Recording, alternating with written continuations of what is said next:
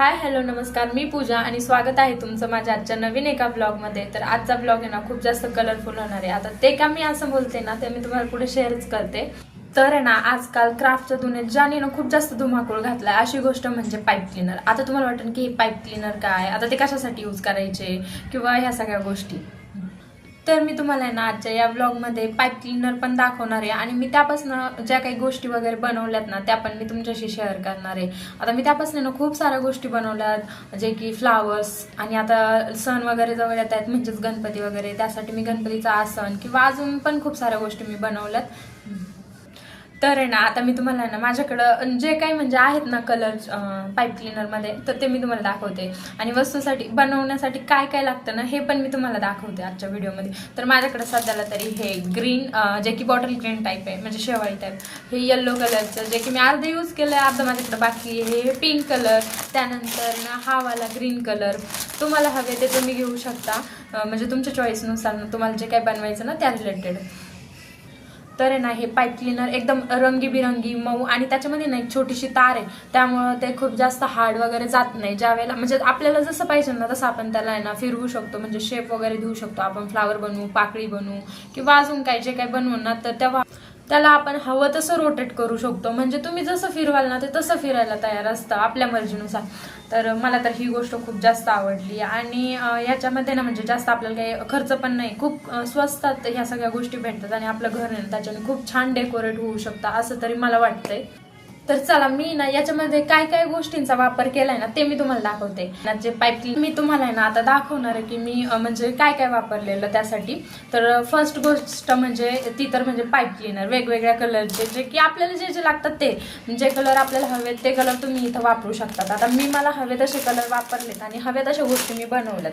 त्यानंतर ना सेकंड गोष्ट म्हणजे ही B7000 जो ग्लू आहे तो मी वापरलाय। त्यानंतर ना जी गन मशीन असती त्यासाठी ह्या स्टिक लागतात, ग्लू स्टिक, तर त्या मी यूज केल्या आहेत, ज्याने की ना मला जे जाड जाड फ्लावर मी बनवलेले ना सो ते चिपकण्यासाठी ना त्याने खूप जास्त मला मदत झाली आहे ह्या गोष्टींनी। त्यानंतर ना जे आपण फ्लावर पॉटमध्ये जे झाडं वगैरे म्हणजे जे बनवतोय ना ते ठेवण्यासाठीच म्हणजे त्याला लावण्यासाठी, हे फ्लावरला लावण्यासाठी ह्या स्टिक मी यूज केल्यात। त्यानंतर ना हा जो ग्लू हे जो टेप आहे ना ग्रीन कलरचा तो मी वापरलाय। त्यानंतर ना हे जे पोलन आहेत म्हणजे आपण जास्वंदाचे फुलं वगैरे बनवत असून त्यासाठी मी 2 प्रकारचे पोलन यूज केले। तर त्यानंतर ना जी ह्या स्टिक मी ज्याच्यात यूज केल्या तर ही ग्लूगन, ज्याच्यासाठी स्टिक मी यूज केली आहे ही ग्लूगन मी यूज केली इथं। आता मी तुम्हाला दाखवणार आहे की मी यापासून ना आतापर्यंत काय काय बनवले। तर जेव्हा आहे ना म्हणजे मी सुरुवात केलेली बनवायला त्यावेळेला मी फर्स्ट तर आहे ना हे वाले फ्लावर बनवले जास्वंदाचे, जे की खूप जास्त ट्रेंडिंगला आहे आणि मला तरी ते बनवता पण आले लगेचच, आणि मी हे वाले फ्लावर बनवलेले त्यावेळेला। त्यानंतर ना मी हे येल्लोवाले जे सनफ्लावर असतात ना तर ते मी बनवले होते, हे खूप छान झालेत। मी याच्यामध्ये ना आतमध्ये चॉकलेटी कलर, इकडं थोडासा ना ऑरेंज आणि येल्लो मिक्स अशा 2 कलरचे शेड जे असतात ना तो वाला येल्लो मी इथं यूज केलाय। तर हे मी तोरणसाठी बनवून ठेवले, पण आता मी ते अजून बनवले नाही आहेत, जस्ट मी तुम्हाला दाखवते ते। आणि आता जी मी तुम्हाला स्टिक दाखवली होती ना तर त्यापासून मी बनवलंय हे वालं, तर हे तुम्ही बघू शकता, हे असं काहीच मी बनवलंय। आणि यामध्येच मी अजून एक प्रकार बनवलाय तो म्हणजे हा वाला।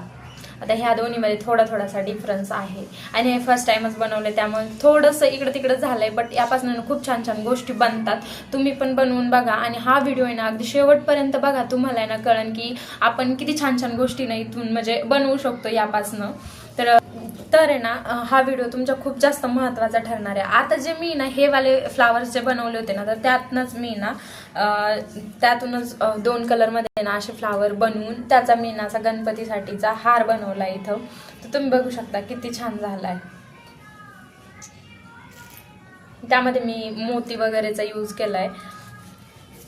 तर तुम्हाला आहे ना मी आतापर्यंत दाखवलेल्या गोष्टींपैकी कोणती गोष्ट आहे ना म्हणजे वस्तू जी की तुम्हाला खूप जास्त आवडली हे मला नक्की कमेंट करून सांगा।